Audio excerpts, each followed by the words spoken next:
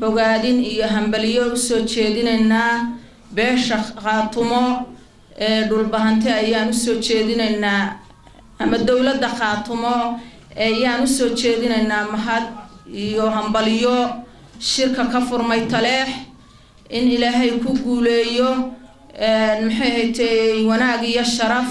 oo Ilaahay ku guuleeyo wixii loogu talagalay ee wanaag ahaana uu kalka ka soo baxo ayaan Ilaahay u rajaynaynaa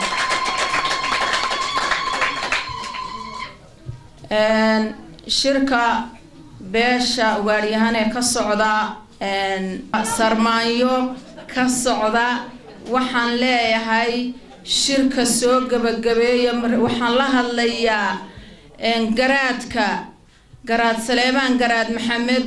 iyo cuqaasha la socotaba waxaan leeyahay shirka soo gabagabeeya samana ku soo gabagabeeya wax Khaatumadan waana ku soo gabagabeeya talabaad waxa weeye nimankan dhibaatada inagu haya xilligii dawladoodu dhamaatay xilligeedii dhamaaday inagu soo dhaqaaqay ina Cali Shire waxaan leenahay madaxweyne ku xigeen haduu ahaa oo yiraahdo Khaatumo musharax ayaan u ahay waan soo dhaweynaynaa musharaxnimada waayo waan dhulbahanta waan reer Taleexa han hayeesho Ilaahay qulubtiisa ha ka saaro ninkii uu daba fadhiyay inuu qof kale daba fadhiisto inuu isagu hogaamiyo noqon karo oo madaxweyne noqon karana Ilaahay ha tuso lacag la qaato iyo magac maskab lagu iibsada waxba ma tarto aflagaadanayga maaha waayo waxaan leeyahay dadkii hore ee dhulbahante haddana magacoodu Khaatumo yahay ma ay lahaan jirin wax iska daba wareega sida awrta la isku xirxiro oo kale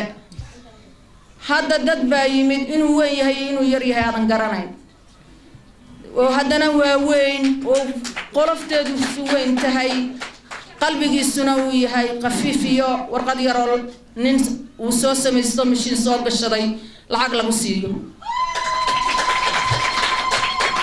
reer Khaatumo G11 shirka furmay ee garaad mashqara uu furay ee gogoshiisii taalo waxaan leenahay G11 shaashadii inaad la dib dhacdeen iyo inaad jidka ku soo jirtaan ba Ilaahay idin soo hormariyo